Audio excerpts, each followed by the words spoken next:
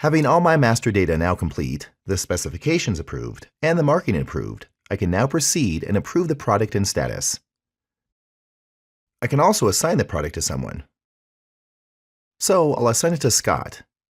And if Scott goes into the workflow search and searches for approved products that are assigned to him, he'll find the product that was approved.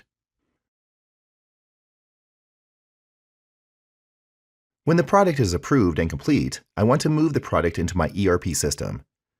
Perfion has different ways of integrating, so we can start a product in Perfion and move it into the ERP system, or I can start the product in the ERP system and move it into Perfion.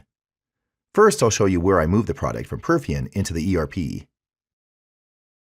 So now my product is approved, and I'll go to my master data.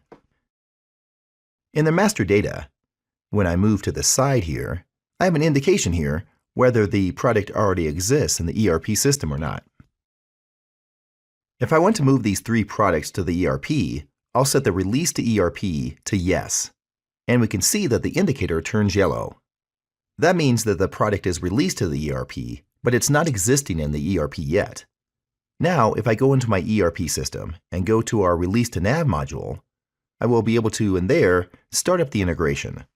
This integration obviously is normally working automatically, but in this case, I'm running it manually.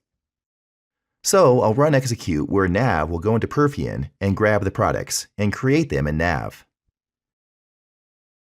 And when the integration is complete, and I go back to Perfion and refresh, we can see that the products are now created in the ERP system.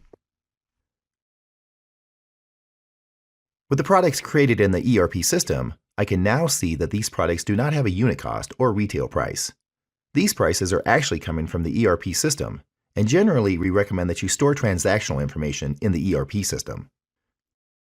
If I go into my ERP system and open up the products, then I can change the cost.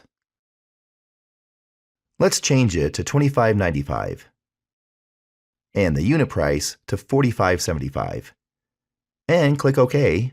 And now when I go back into Perfion and refresh the data, the prices are updated directly from the ERP system. In Microsoft Dynamics NAV and also in Microsoft Dynamics AX, we actually also live inside these ERP systems. As you can see here on the left side, I have a small snippet that shows some product data from Perfion. This product information is not stored in NAV, it's actually stored in Perfion. I also have the ability, when I'm on a product in NAV, to click the little info button here. And there, open up my item editor, where I can see all the product information stored in Perfion, and edit the data depending on my permissions. This makes it very easy for users that are not using Perfion very much to access the product information.